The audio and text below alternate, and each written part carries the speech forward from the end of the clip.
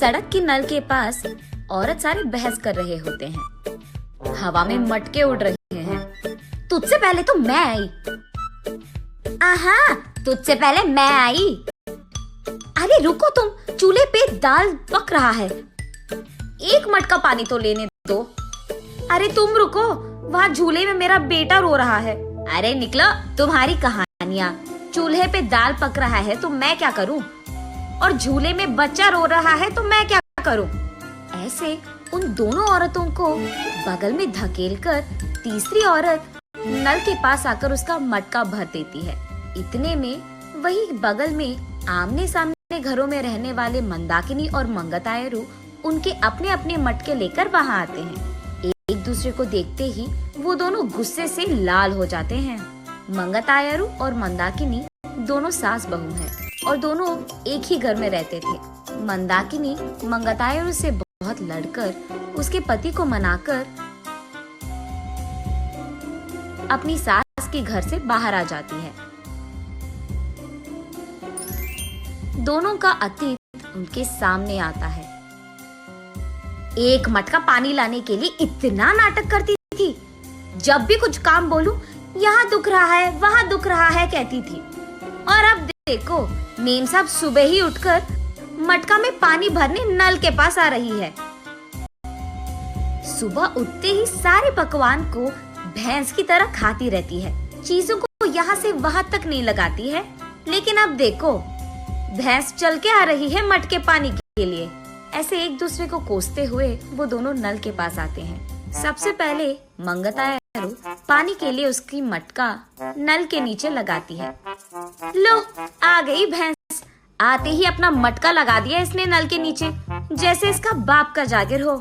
ऐसे उसका मजाक उड़ाकर मंगतायरू की मटके को एक जोर का झटका देती है। बस मटका ऊपर उड़कर नीचे गिरता है। बाप रे, कितनी घमंडी है ये। मेरे ही बेटे के पैसे खाते हुए मुझे भैंस कह रही है, और ऊपर से मेरे ही लड़के को लात मारा तुमने। ऐसे कहते हुए मंदाकिनी की मटके को भी जोर का झटका देती है मंगतायरू। मैं तुम्हारे बेटे के पैसे नहीं खा रही हूँ, तुम ही मेरे पति के पैसे खा रहे हो। मेरे सारे बनाए हुए पकवान को सुबह से रात तक खाती रहती है तो भैंस की तरह ही दिखेगी ना। भैंस कहीं की मेरे ही मटके को लात मारती है। कितनी घमंडी है तू। मटके को ही नहीं, अगर मेरी सक्की ना, तेरे को भी मारूंगी, समझी? हाँ, जरूर मारेगी। इतनी घमंडी जो है। मेरे बेटे को मुझसे दूर कर दिया तूने, मेरे घर से उसको निकाल दिया तूने, और अब मेरे ही घर के सामने रह रही है। सिर्फ तेरे बेटे को ही नहीं, तुझे भी तेरे घर से निकाल दूंगी, समझी? मुझसे पंगा लेगी ना, ऐसे ही होगा। तू तो जरूर करेगी, घमंडी औरत, बंदर मुंह वाली कहीं की। तुझे देखकर ऐसा लगता है कि भैंस को कपड़े पहनाए हैं, और तू मुझे बंदर कह रही है। भैंस कहीं की मुझे भैंस कह रही है, मुझे बंदर कह रही है। ऐसे वो दोनों एक दूसरे से लड़ते हुए एक दूसरे के बाल पकड़कर लड़ते लड़ते नल के बगल में मौजूद कीचड़ में गिर जाते हैं। ये सब दूर से देख रहे बाप बेटे दोनों एक दूसरे को देख हंस पड़ते हैं। मंदाकिनी घर में सारा काम करते हुए रहती थी। उसे देख मंगतायरू, क्यों बहू, लगता है कि नल में ना पानी खत्म हो जाएगा, जाकर दो मटके ले आ बेटी। ऐसे ऑर्डर देती थी मंगतायरू। मंदाकिनी के हाथों बनाए सारे पकवान खाते हुए वो हमेशा शिकायत करती थी कि इसमें नमक कम है और इसमें मिर्ची ज्यादा है, ये तो बहुत तीखा हो गया, ये तो बहुत मीठा है। उसके शिकायत सुनने के 2 दिन बाद तक मंदाकिनी रसोई घर का मुंह भी नहीं देखती थी, रूठ कर अपना मुंह लटकाती थी। तब चुपचाप मंगतायरू को ही सारे काम करना पड़ जाता था। जब मंदाकिनी सारा घर को साफ करके 2 मिनट लेट जाती थी, तब मंगतायरू, घर के सामने रंगोली कौन डालेगा, तेरा बाप। ऐसे वो दोनों हमेशा बहस करते हुए लड़ते थे। संदीप ऑफिस से लौटते ही एक तरफ मंगतायरू और दूसरी तरफ मंदाकिनी, दोनों उसको शिकायतें खूब सुनाते थे। ना अपने बीवी को बोलता था और ना ही अपनी माँ से कह पाता।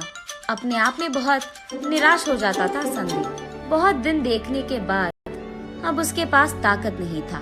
वो एक दिन अपने पिता के पास जाकर ऐसे कहता है, पापा, मैं घर से अलग होने की सोच रहा हूँ। आपकी बहू भी मुझे हर रोज इसी बात के बारे में सताती रहती है। हाँ तो तुम सच में अलग हो जाओगे बेटा? तुम्हें क्या लगता है अलग रहने से इन दोनों में ममता जाग उठेगी? ममता और प्यार भले ही बाहर ना आए, लेकिन इन दोनों को इतना तो समझ आएगा कि एक दूसरे के बिना अपने अपने घरों में अकेले रहते हुए सारे काम अकेले करते हुए कितना मुश्किल है। अब दोनों को समझ में आना है ना पापा कि अलग रहना कितना मुश्किल है। ऐसे कहता है। हाँ ठीक है, तुम्हारी मर्जी, लेकिन अभी के अभी कहाँ जाओगे बेटा? मैं कहाँ जाऊंगा, हमारे घर के एकदम सामने जो घर है उसमें किराए पे रहूंगा। ऐसे बाप बेटे दोनों ऐसी योजना बनाते हैं जिनसे सास बहू अनजान है। इन दोनों को सबक सिखाना तो छोड़ो, एकदम पागलों की तरह लड़ रहे हैं ये दोनों। ऐसे कीचड़ में गिरे सास बहू को देख उनके चारों ओर मौजूद सारे गांव वाले जोर जोर से हंसते रहते हैं। अब इन दोनों इसके बाद क्या करेंगे ये हम अगली वीडियो में जानेंगे।